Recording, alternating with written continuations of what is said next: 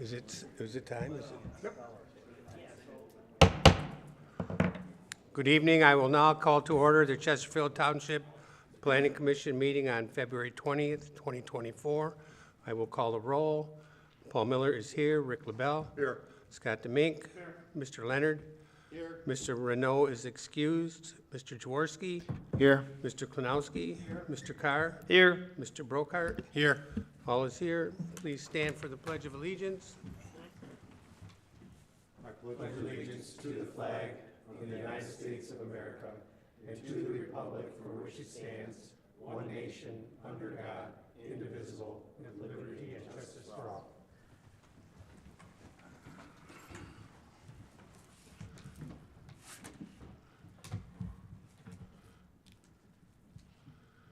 Approval of the minutes of the prior meeting. I will make a motion to approve the minutes of January 16th, 2024. We have a motion by Mr. Miller, supported by Mr. Demink. All in favor? Aye. Opposed? Motion passes. Approval of the agenda. I will make a motion to approve the agenda as submitted. Support. We have a motion by Mr. Miller, supported by Mr. LaBelle. All in favor? Aye. Opposed? Motion passes. Public hearings. We have one public hearing tonight. Rezoning number 371, requesting to rezone 1.49 acres of property located on the northeast corner of 25 Mile Road in Baker from A1 agricultural residential to R1B residential one family, parcel ID 15090240020. The address is 34577 25 Mile Road. Motion to open the public hearing. We have a motion by Mr. DePink, supported by Mr. Miller. All in favor? Aye. Opposed? Motion passes. Ms. Osborne, do you want to give a brief overview? Sure, thank you. So tonight in your packets, you'll find our review letter. I just want to point out that the Planning Commission's role tonight is to make a recommendation to the Township Board as to whether or not approve this rezoning request. So as noted, the site is 1.49 acres located at the northeast intersection of 25 Mile Road and Baker Road, and the applicant is proposing to rezone from A1 agricultural residential to R1B residential one family. The lots surrounding to the north, east, and west are all zoned A1. To the south, directly south is New Baltimore, and that's zoned R-70, which is their kind of medium density residential, and that is currently developed as a residential subdivision. And then Kitty Corner to the southwest in Chesterfield Township is the land is zoned R1B already, and all the land surrounding that's in Chesterfield is currently vacant. So per usual with a rezoning, we have some considerations. The first is whether or not the proposal is consistent with the master plan. And so the proposal to rezone to R1B is consistent with the master plan. The master plan has designated this area and the surrounding area as medium density single family residential.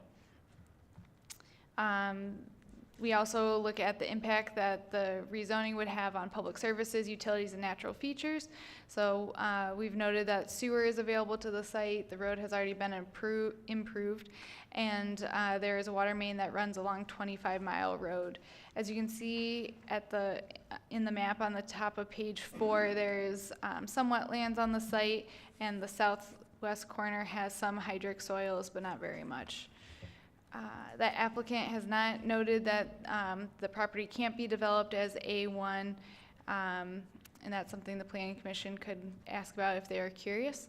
The fourth consideration is whether or not the proposed zoning district and potential land uses are compatible with the surrounding uses. So again, the R1B, the uses in the R1B district are very similar to those in the A1 district. Those uses are listed in your packet. And so if you'd like, we can go through those, but really the main difference is the lot size between A1 and R1B that's required.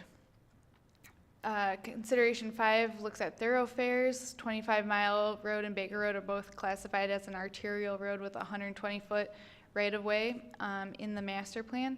So we wouldn't expect to see a whole lot of traffic necessarily from this one parcel being rezoned, but the Planning Commission could ask for a traffic study at the time a use is proposed. Consideration 6 is if there's other land currently available for this use. There are other parcels that are currently zoned R1B throughout the township. However, a lot of them are have been developed. There's some along Sugarbush near 21 Mile that are undeveloped. Consideration 7 is if the site would be able to meet the R1B zoning districts. And while we don't have a concept plan in front of us, it appears that the site would be able to meet those setback and other requirements. Consideration 8 asks if rezoning is the best way to address this request. Again, we don't have a reason necessarily for the rezoning, but it seems, given the compatibility or the similarity in the uses between the two districts, that a rezoning may be the best move forward. And then, and I should just clarify, I'm not endorsing a move forward, just saying that rezoning may be the best way to address the applicant's request. And consideration 9, there hasn't been any changes in the circumstances or conditions since adoption of the master plan. And finally, consideration 10 looks at spot zoning, and the Planning Commission can discuss whether or not granting this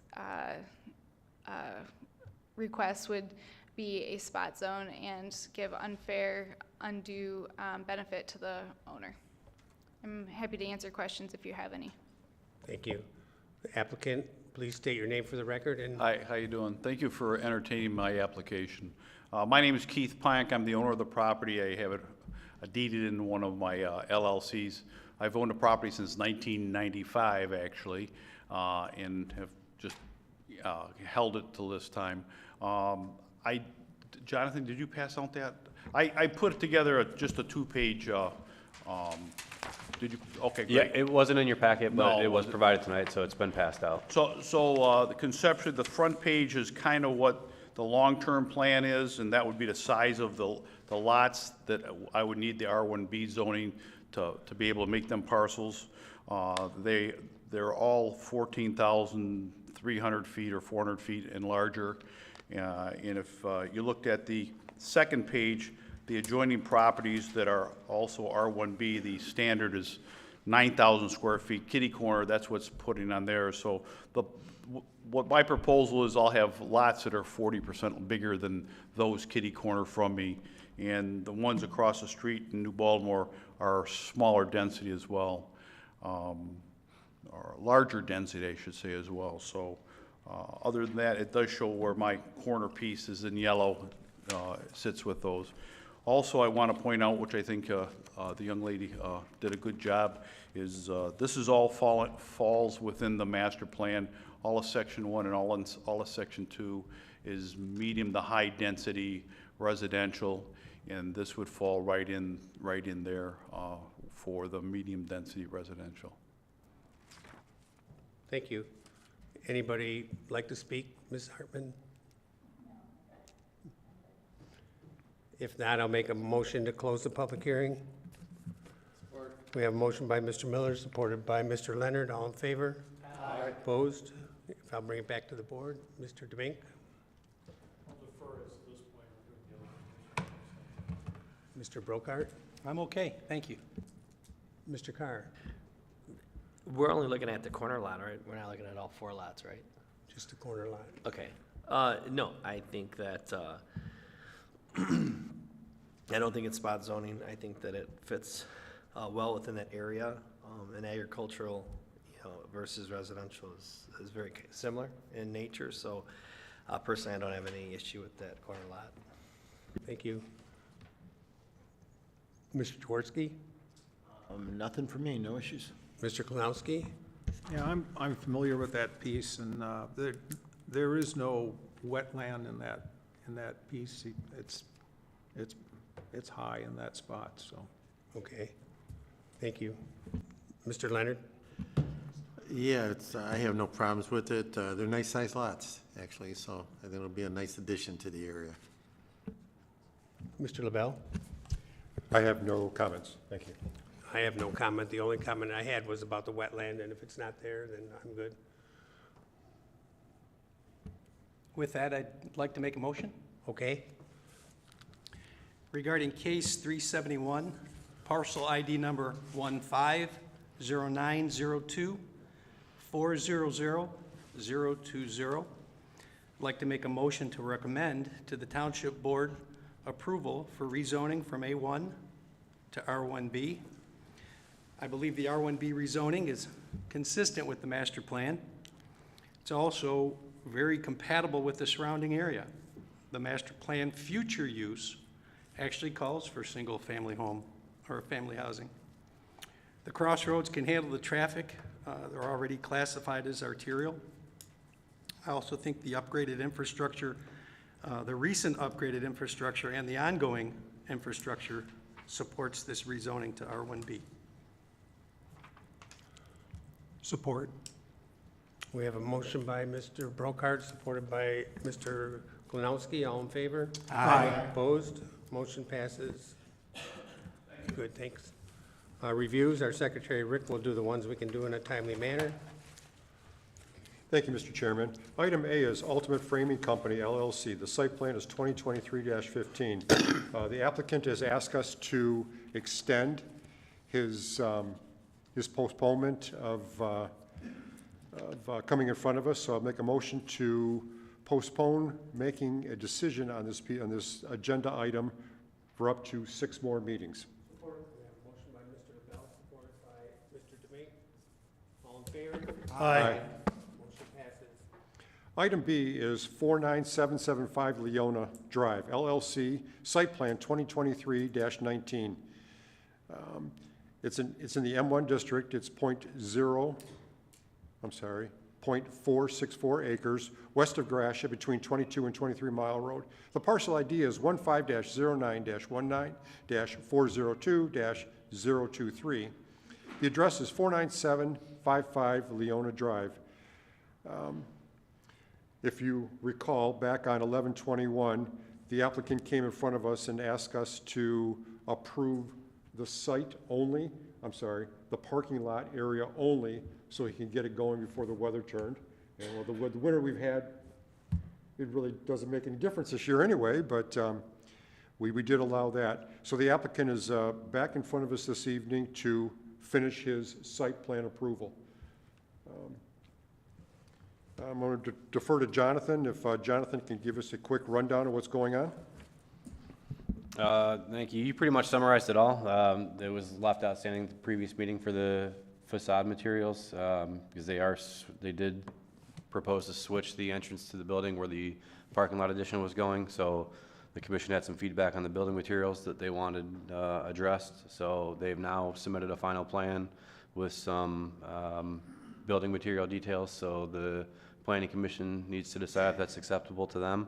And then there was a few outstanding administrative items as well that can be addressed administratively with the applicant. But the planning commission tonight is really looking at the building materials, and then would be a final decision on the total site plan package.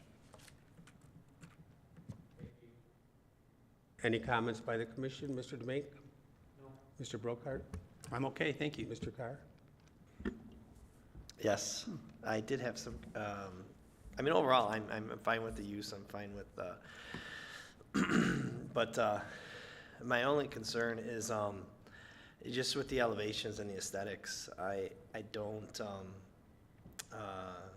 they're touching the building, they're required to bring it up to code, bring it up to local ordinances.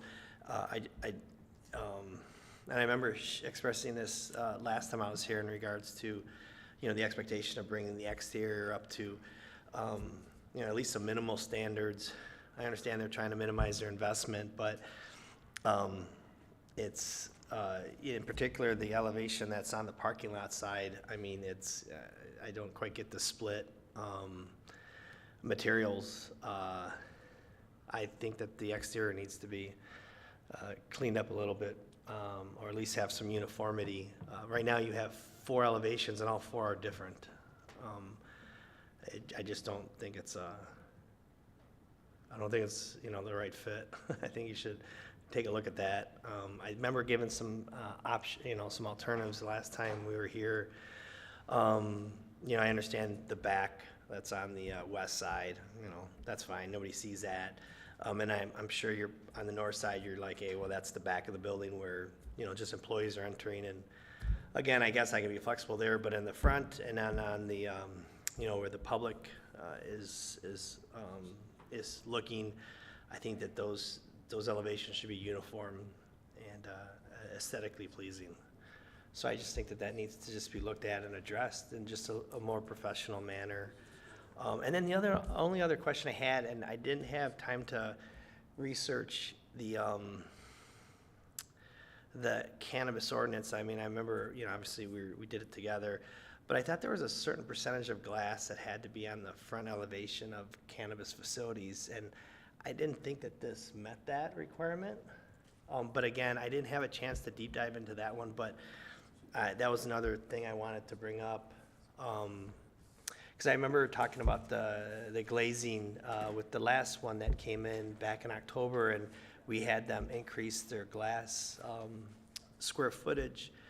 So I thought that was another part that I just wanted to bring up. And again, didn't have the chance to, you know, fully, you know, look into it myself, but I wanted to bring that up. So those are my thoughts, Mr. Miller. Thank you. Jonathan, do you want to answer that? Yeah, so this one's a little bit unique in that the building faces Leona, but their entrance is proposed on the side of the building. But Mr. Carr is correct, the ordinance does require 25% transparent glazing between, I believe it's 4 feet and 8 feet on the building. And I believe that the applicant did provide that to us, that requirement was met on the street facing side of the building. Yeah, so what I didn't quite get on that one was, I mean, that's not the, I guess, again, it goes to the definition of, because when you look at their floor plan, it actually, you know, it's not like the plan, that's not where they're entering, and, you know, the space is actually on the side of the building, which to me would be considered the front entrance where people are entering into the building. But again, I'm flexible. I just noticed that was, like I said, the aesthetics to where the public is seeing it, regardless of being in a M1. I think that we need to look at that. At least have uniformity between the east elevation and the south elevation. Again, if the north and the west, you know, we want to say our back spaces, I mean, and leave them as is, you know, then, you know, obviously I'm open to discussion. But yeah, those are just my concerns, that's all. Thank you. Thank you. Mr. Jaworski?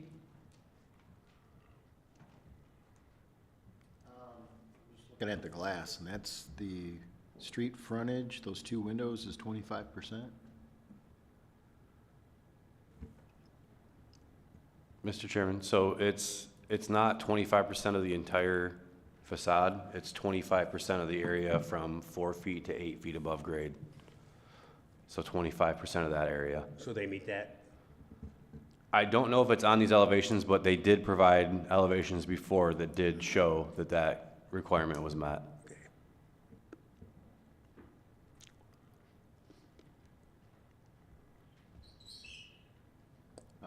Nothing else from me. Okay. Mr. Klonowski? I do have a question on this Mike. veneer panels. Mike. The veneer panels, the used, it said /used brick. I'm not familiar with that material, if anybody on the commission is. Mr. Leonard, do you want to hit on that a little bit for him on the brick? Well,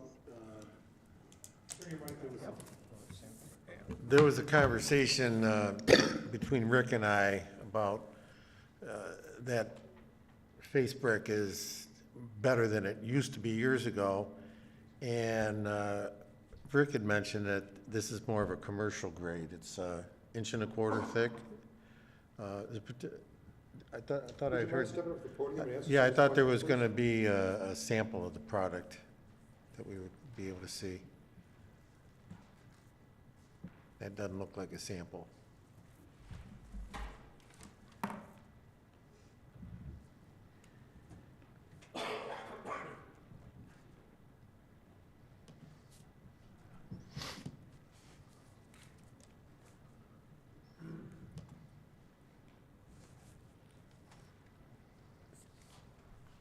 With reference first to that one question about the glass, on the street side, we meet that 25% elevation. We had submitted documentation, so it's between the 4 feet above the grade to 8 feet. It's not the whole front of that building, and it's the street side. And then, I believe I've been gone for the last 2 weeks, but I believe my client sent in to the planning department a sample of what this brick material looks like. And if I may I approach and show you? Where the customers are.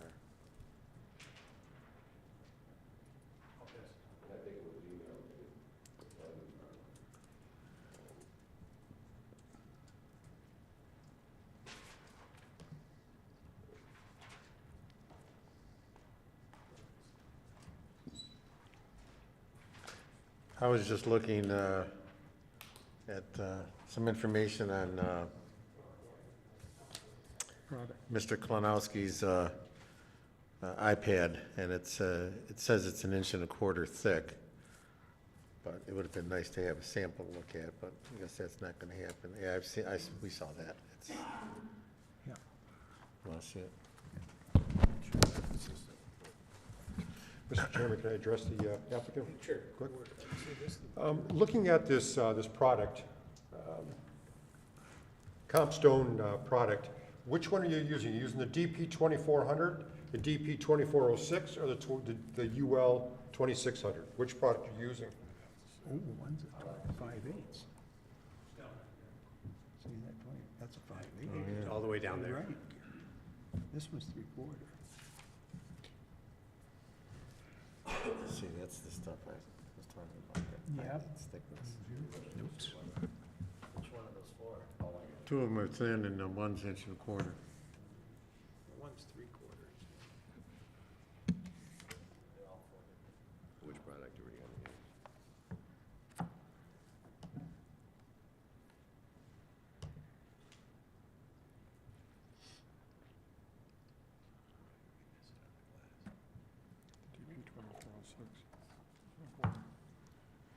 Yeah, DP 24. Or 6. He's got it on his computer. Yeah, so the one that I'm gonna use is DP 2406. 2406. Okay, so that's the thickest one. Yeah. Well, second. And then one other thing, when they submitted the revised plan Oh, okay. on the elevation where the public will come in. Oh, that one. Okay. So, in the revised drawing, on the side, which is like the south side, so to speak, where the public will come in, we showed this brick ending at this door. My client's willing to extend that across the rest of that side of the building to the end of the building at the same elevation. That way, there's uniformity across that entrance where the public will be coming in.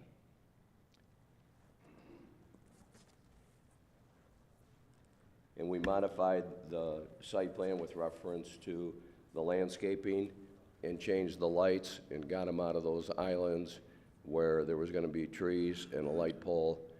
And we suggested, and that was part of the discussion in November, of having a 20-foot high pole. So I think in the big scheme of things, there has to be some flexibility on the part of the township, because when they adopted this cannabis ordinance, they said, the planning commission and the township board, that these facilities had to be an M1 or M2.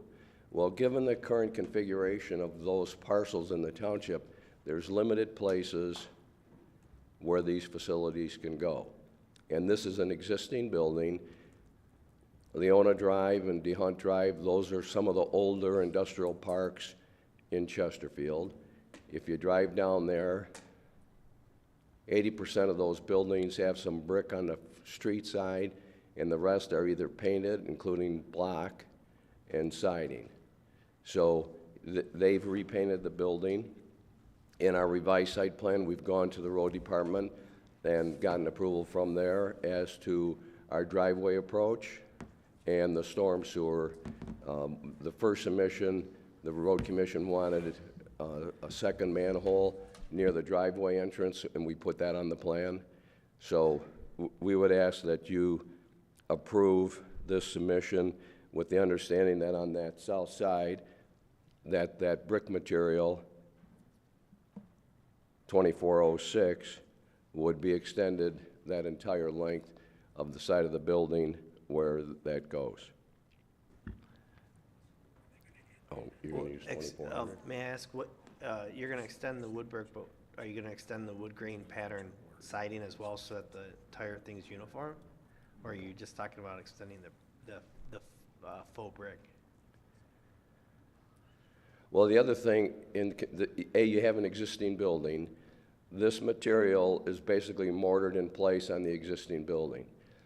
There's no foundation to hold a brick wall on that side, or on any sides of the building other than the front.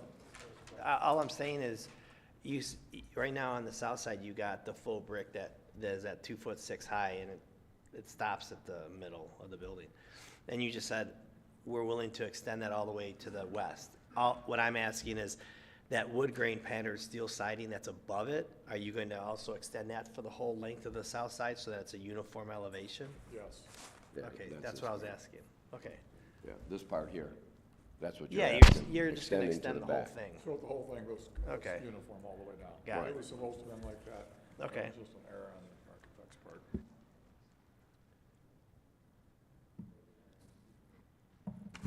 I just wanted to make sure I understand. So that southwest elevation is all gonna be consistent? There's not gonna be any of the painted block? Consistent Are you extending just the brick, or the whole thing's gonna look the same? Yeah, consistent. from to east to west, the lower part will have that brick veneer, and the upper part will have the wood grain material. And You know, I'm- so I'm- on this submission, it only went to this eastern end of this door. It'll now be extended the rest of the way. I'm fine with the rest of it. I think that would definitely give it a good look on the traffic side where all the customers are gonna be coming and going. I think that would definitely improve the look, so I was in agreement with Mr. Carr, so. Other than that, that was the only concern I had. So Thank you. I'm good. Mr. LaBelle? One more question is, now that we've discussed the product that you're putting on the side of the building, is that product going to match the same, is it going to match the color of the front of the building? The one that's on Leona Drive, is it going to be the same color of faux brick going down the side as it is on the front of the building? As close as we can get it. It is? Yeah, Okay. it- As Yeah. close as we can get it. it's- Yeah, that's the intent. You can't necessarily get custom-made material, but they have stuff that's in close proximity of the same color. I'm in agreement with Mr. Carr. He needs to look consistent Right. down the side of the building. Right. Next question is, looking at your architectural drawings, just a question that I have is, where is the product going to be brought in and out of? How are you going to get the product into the building? Through the first door. The first door to the east will be the product will come in and out of there. So that would be the one that's identified as new employee entrance? Correct. And then, Or it'll something come that I had through the brought oral up in the past as well is, all this money that is generated, it's also going to go in and out of that door? You don't have a lot of choices. Unfortunately, the banking system doesn't make it easy.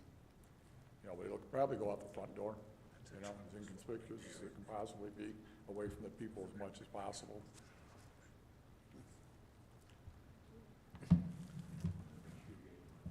Where did he say that was? Right here? That's a new door, that one or that one? That one. That says emergency. It's an emergency exit. It's gonna come in the same side as the parking lot? It's, you know, not 100%, you know, we may choose to come in on the north side. Okay, whatever is better for us to get it in there, you know, and it may come in the front door. You know, just to keep it away from the public, because the front door is just gonna be offices, so we may bring it, because it's gotta be all checked in, put in the metric system before it goes anywhere. And they have 2 doors on the north side, and then they also have a door on the front. Probably in reality, it'll probably come through the front door, because it's probably the easiest place for us to get it in the door, to get it checked in, and get it into the metric system before it goes into the vault. And then it's not in conjunction where people are coming in or close proximity to them. The reason I'm Because asking there's that gonna be the question one is, entrance that's just for employees. trying to figure out where your loading and unloading zone is at on your site plan. Because we are finalizing your site plan this evening, and just wondering where your loading and unloading zone is at. I believe the loading zone is showed on the north side, so we can use that north door. Right, in the northwest corner. It works. Over by the dumpster. Yeah, it works, yeah. Okay. And Middle the only ways down. thing back here is the Canadian National Railroad.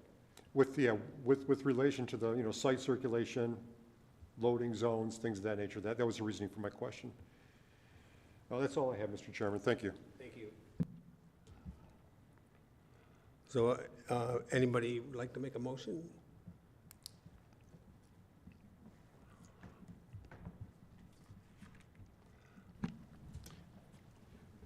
I guess I would like to make a motion.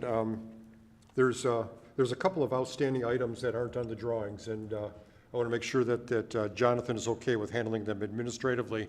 One being the product itself is not identified on the drawing as DP 2406, as well as the color of the brick. Do you feel comfortable with doing that administratively? And Yeah. Is the rest of the group okay with doing that administratively? Yeah. Yep. With that, Mr. Chairman, I'd like to make a motion. Go ahead, okay? I'd like to make a motion to approve the site plan 2023-19 with the address of 49755 Leona Drive.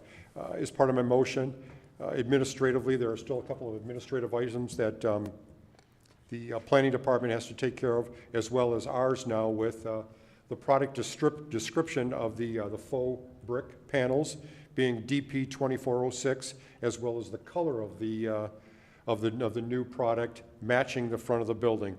With that, I'd like to make a motion to approve. We have a motion by Mr. LaBelle, supported by Mr. Miller. All in favor? Aye. Opposed? Motion passes. Thank you. Thank you. Item number 7, comments from the floor as permitted by the commission on non-agenda items. Number 8 is non-agenda related communications. Number 9 is receive and file all comments regarding agenda items. 9A, public comments.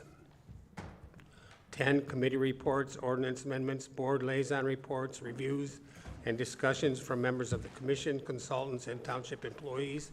10A is planners report. Ms. Osborne? No report, but we missed you 2 weeks ago, so we're happy to be back. Thanks. Commissioner comments, Mr. Demink? No, you good. I just want to say, I want to thank you guys for what you've done.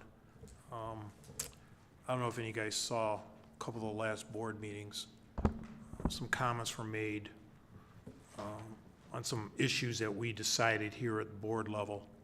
I was criticized on something, I'm not going to get into it. But you know how I feel. I let you guys make the decisions up here. I don't filibuster or try to persuade anybody.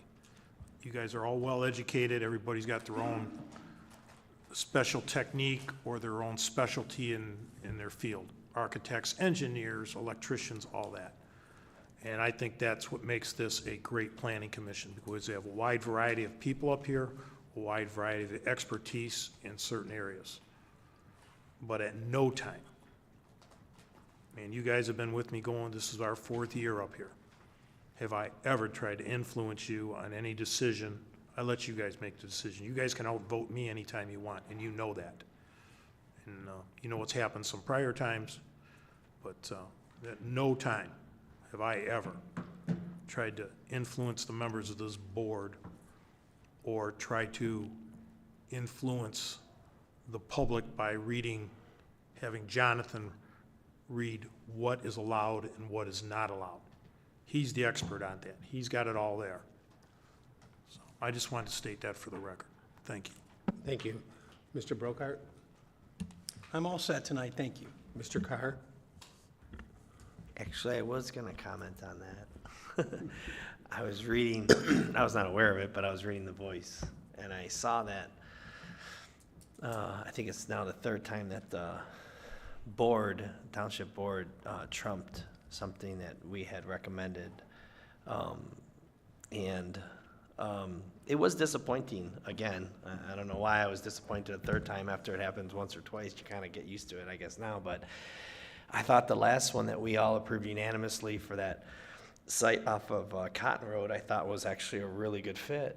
And it really made no sense why a couple people on the board, they I don't know if they need an education on what a master plan is, but there seems to be a disconnect in regards to what a master plan is. A master plan is a guide. It's meant to be interpolated and it's meant to be changed if needed, right? I mean, that's why you have a zoning board and you have a planning board, is to take all that information and you make the best decision. I mean, just like we did today with the zoning change for the one property.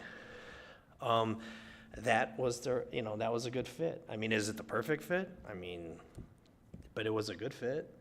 And we unanimously passed it for the same reasons that we stated. And then I think there's a disconnect between the boards. I can get the highly political ones where, hey, the township board's got to maybe look at a bigger political impact. And I'm all for those kind of things, like the cell tower, things of that nature, things that are like really a hot topic. But that little site being rezoned for that, when there was adjacent properties that are the same zone, I think was why we interpolate the master plan the way we do. It could go either way. Right now, we had an applicant that, proposed that rezoning. It was a good buffer. It was exactly what it was supposed to be, and I think that. So, I don't know how you fix that, but, it does. I think it's a little troubling the third time now that we unanimously as a board interpolate the data that we have, the ordinances, the documents that we have to make our decisions, and then to be trumped by a board, I think is something that should be reviewed maybe internally, and so we can figure out where the disconnect is between our board and the board, so that we understand what's going on, because there definitely seems to be a disconnect.